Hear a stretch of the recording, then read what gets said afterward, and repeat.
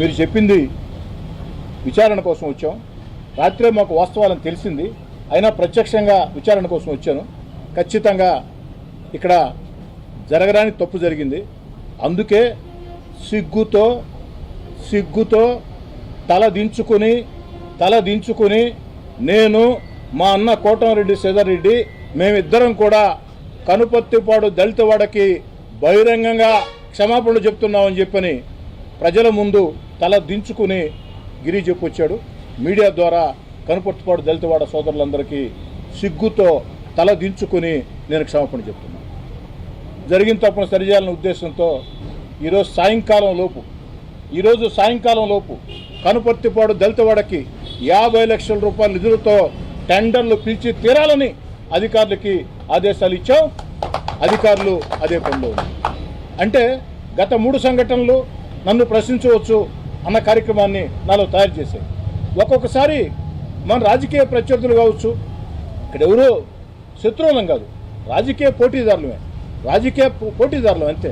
మన రాజకీయ ప్రత్యర్థులైనా అవతల పార్టీ వాళ్ళైనా కొన్ని విమర్శలు చేసినప్పుడు కరెక్ట్గా ఆలోచన చేస్తే, ఒక పాజిటివ్ మార్గంలో ఆలోచన చేస్తే కొత్త కార్యక్రమాలు ఉపయోగపడతాయి, కొత్త కార్యక్రమాలు తయారవుతాయి.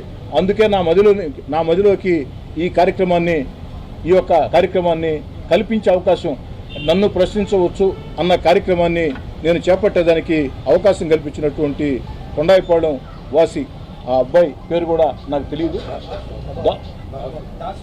దాసు, ఆయన ఏ పార్టీ కాదు. రెండోది వైసీపీ నాయకులు షమీర్ ఖాన్, మరో వైసీపీ నాయకుడు, రూరల్ వైసీపీ నాయకుడు మళ్ళీ, వారికి మీడియా పరంగా ప్రత్యేక ధన్యవాదాలు తెలియజేస్తున్నా.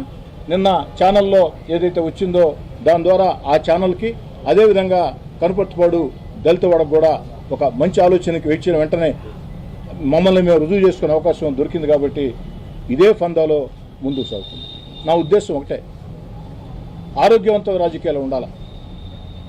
రాజకీయ విమర్శలు ఉండొచ్చు, కానీ ఆ విమర్శలు సహేతుకంగా ఉండాలి, అడ్డదిడ్డాలుగా ఉండకూడదు.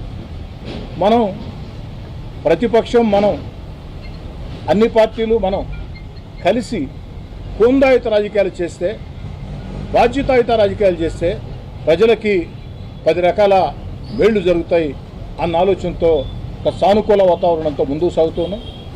నా తండ్రి ఎమ్మెల్యే కాకున్నా, నా తాత మంత్రి కాకున్నా, 100 కోట్లు 1000 కోట్ల ఆస్తులని కుటుంబం కాకున్నా, ఈ జిల్లాలో విఆర్ కళాశాల విద్యార్థి సంఘ అధ్యక్షుడిగా, ఎస్వి యూనివర్సిటీ సెనేట్ సభ్యుడిగా సంవత్సరాల తరబడి, దశాబ్దాల తరబడి పోరాటం చేసి